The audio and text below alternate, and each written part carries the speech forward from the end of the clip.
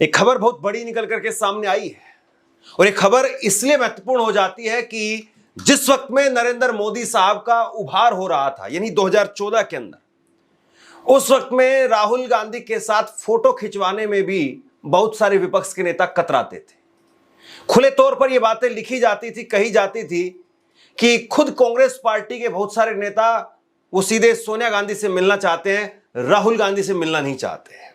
ये बातें कही जाती थी, लेकिन आज देखिए इस वक्त राहुल गांधी को लेकर काफी बड़ा ऐलान किया गया है। दावा यह किया जा रहा है कि राहुल गांधी को प्रधानमंत्री बनाने की घोषणा कर दी गई है, बस अब ताजपोशी की देरी है। दूसरी ओर भाजपा के अंदर हड़कंप मचा हुआ है। प्रधानमंत्री नरेंद्र मोदी जी कहीं ना कहीं डरे और सहमे हुए नजर आ रहे हैं। जिस तरह से प्रस्ताव लाने की बात कही जा रही है, क्या कुछ कहा जा रहा है, हमारे साथ वरिष्ठ पत्रकार मौजूद है, आप उनकी इस रिपोर्ट को देखिए। एक खबर बहुत बड़ी निकल करके सामने आई है और ये खबर इसलिए महत्वपूर्ण हो जाती है कि जिस वक्त में नरेंद्र मोदी साहब का उभार हो रहा था यानी 2014 के अंदर, उस वक्त में राहुल गांधी के साथ फोटो खिंचवाने में भी बहुत सारे विपक्ष के नेता कतराते थे। खुले तौर पर यह बातें लिखी जाती थी, कही जाती थी कि खुद कांग्रेस पार्टी के बहुत सारे नेता वो सीधे सोनिया गांधी से मिलना चाहते हैं, राहुल गांधी से मिलना नहीं चाहते हैं।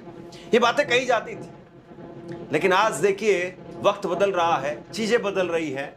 आज राहुल गांधी एक बड़ा नाम बन करके देश भर में उभर रहे हैं और अब राहुल गांधी को प्रधानमंत्री बनाने का खुलेआम ऐलान किया जा रहा है, सीधे तौर पर बात करेंगे।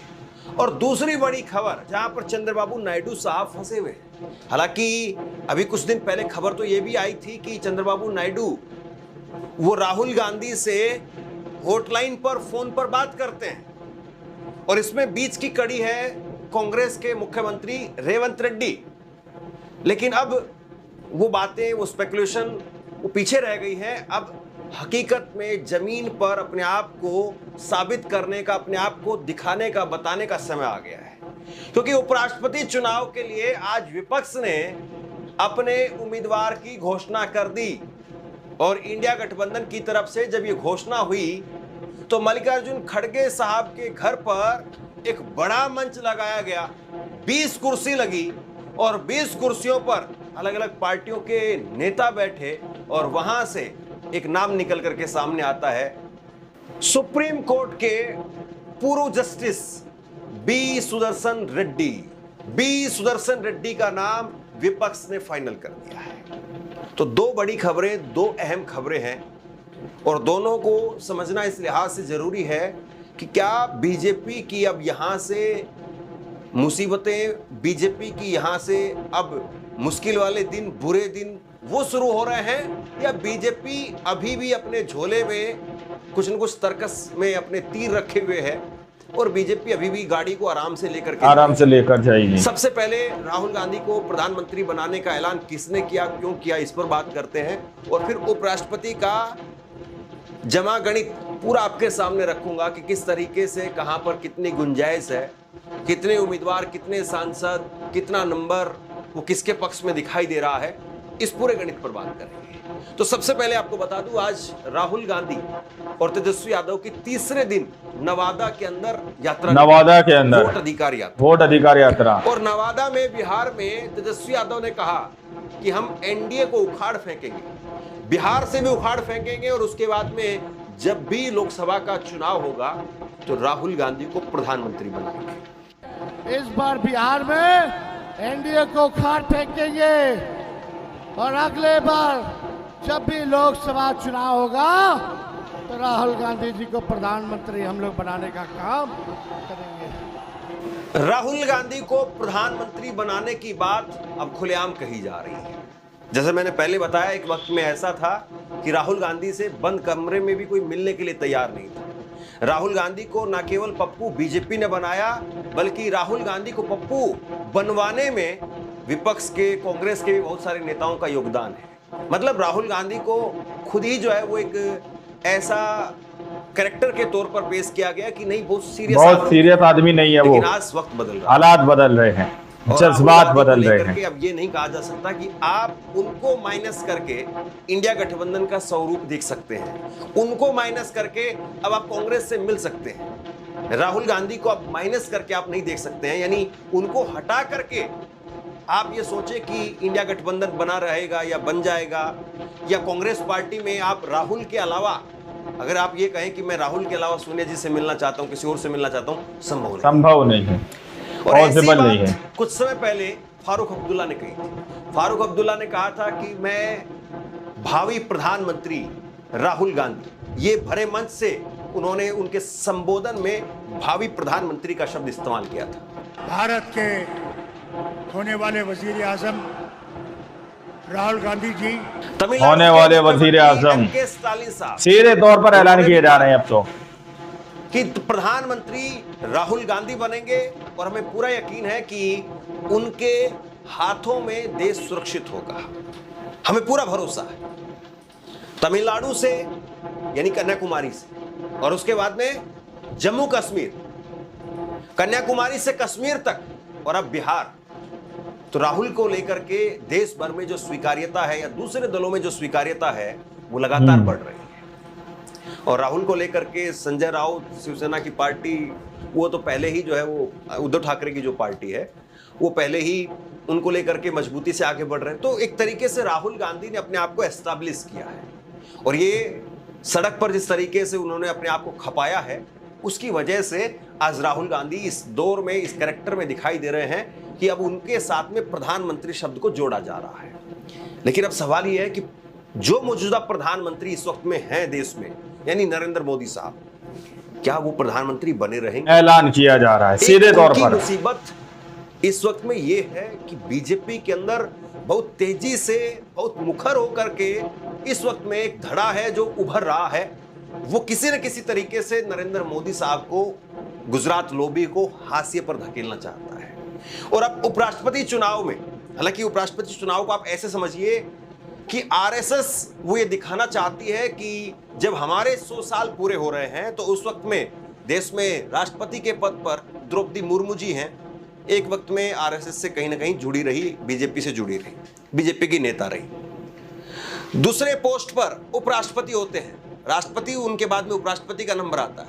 उपराष्ट्रपति जो बनेंगे, जो बीजेपी ने घोषणा की है, राधा कृष्णन बिल्कुल प्योर आरएसएस के आदमी है। वो आरएसएस इस वक्त में वो गवर्नर के पद पर है, वो भी संवैधानिक पद है, लेकिन इस वक्त में बीजेपी को चाहिए था, आरएसएस को चाहिए था कि प्योर आरएसएस आदमी चाहिए, इधर उधर से लाया हुआ आदमी नहीं। क्योंकि इधर उधर से आए हुए आदमी, जगदीप धनखड़, कितनी बुरी हालत कर दी हम सब ने देखा। और बीजेपी, वो कहते हैं ना, कहावत है कि दूध का जला हुआ छाछ को भी फूंक मार मार करके पीता है। तो बीजेपी के साथ में इस वक्त में यही हो रहा है, बिल्कुल फूंक फूंक करके बीजेपी कदम रख रही है। और एक तरीके से ये एक सिनेरियो भी पेश करना चाह रहे हैं नरेंद्र मोदी साहब कि देखिए भाई, मुझे अपनी कुर्सी पर बैठे रहने दीजिए, एक साइकिल में बना करके दे रहा हूं आपको। और साइकिल में ये है कि ऊपर की कुर्सी पर, राष्ट्रपति की कुर्सी पर तो आरएसएस, नीचे उनकी कुर्सी पर, उपराष्ट्रपति की कुर्सी पर, वहां पर आरएसएस, और प्रधानमंत्री तो हैं ही आरएसएस के प्रचारक, इसीलिए शादी और वो सब बातें आप जानते हैं। खैर, अब क्या नरेंद्र मोदी, बीजेपी, आरएसएस मिलकर के ये जो आरएसएस वाला ट्रायंगल है, राष्ट्रपति, उपराष्ट्रपति और प्रधानमंत्री, नवादा के अंदर जितने भी वोट अधिकार यात्रा है, उसको लेकर के बीजेपी अपना अलग से जो आंकड़ा देती है कि हमारे 1.5 दर्जन मुख्यमंत्री हैं, 1.5 दर्जन मुख्यमंत्री में से दर्जन भर मुख्यमंत्री ऐसे हैं जो आरएसएस की पृष्ठभूमि से आते हैं। नहीं भी आएंगे तो भी जाना तो वहीं पड़ेगा। योगी आदित्यनाथ एक ऐसे मुख्यमंत्री जो आरएसएस से नहीं आते, वो हिंदू युवा वाहिनी अपनी उनकी थी, वहां से आए। वो ये भी माना जाता है कि वो तो अलग चले जाते, बीजेपी अगर उनको नहीं बनाती तो, बहुत सारी बातें। अब यहाँ पर जो लड़ाई है वो इसलिए थोड़ा मुश्किल हो गई है क्योंकि विपक्ष ने अपना जो उम्मीदवार बनाया है वो बनाया है सुदर्शन रेड्डी को। सुदर्शन रेड्डी जिनका जन्म आंध्र प्रदेश में हुआ, इस वक्त में वो तेलंगाना का हिस्सा है वो क्षेत्र। लेकिन जो मुश्किल खड़ी हो गई है चंद्रबाबू नायडू के लिए खड़ी हो गई, जो मुश्किल खड़ी हो गई है वो जगनमोहन रेड्डी के लिए खड़ी हो गई। अब ये कैसे, जो है ये तो बीजेपी के बहुत सीरियस आदमी नहीं है वो भी बीजेपी के, हालात बदल रहे हैं, वो जज्बात बदल रहे हैं। चंद्रबाबू नायडू को साथ में लेने के लिए इनको किनारे कर दिया गया। और आजकल वो जगनमोहन रेड्डी कहते हैं कि राहुल गांधी और नायडू दोनों एक ही फोन पर बातचीत करते हैं आजकल। लेकिन अभी ये तीनों किधर जाएंगे? देखिए, जो कसमकस था वो इस बात को लेकर के था कि बीजेपी ने जो चेहरा घोषित किया है, बीजेपी का उपराष्ट्रपति पद पर जो चेहरा घोषित उन्होंने अपनी तरफ से किया, राधाकृष्णन, वो तमिलनाडु से आते हैं, महाराष्ट्र के गवर्नर थे। तो ये कहा जा रहा था कि भाई तमिलनाडु से किसी को लाया जाए ताकि डीएमके, वहां पर एक स्ट्रॉन्ग मैसेज दिया जा सके कि नहीं, हम डीएमके के साथ में और डीएमके को अपने से अलग नहीं होने देंगे। लेकिन इससे भी बड़ा गणित जो है वो ये निकल करके सामने आया, अगर होने वाले वजीर आजम को बनाया सीधे तौर पर ऐलान किए जा रहे हैं अब तो। देखिए, सीधी सी बात ये है, तमिलनाडु के अंदर एमके स्टालिन, उनको कोई चैलेंज नहीं है। जयललिता जब तक थी तब तक जो है वो एक चैलेंज होता था डीएमके के लिए कि आप रहेंगे, फिर उसके बाद में जयललिता आपको रिपीट कर देगी, वो आपको काउंटर क्रॉस कर देगी। लेकिन उनके जाने के बाद में उनकी पार्टी एआईएडीएमके उस तरह से मुखर नहीं है, एकजुट भी नहीं है, बिखर भी गई है, और स्टालिन ने अपने आप को एस्टैब्लिश किया है। स्टालिन पूरी तरह से मजहबी नेता के तौर पर पूरे कंट्रोल में तमिलनाडु को इस वक्त में लिए हुए हैं। और दूसरी बात यह है कि आरएसएस को लेकर के तमिलनाडु में जबरदस्त विरोध होता है।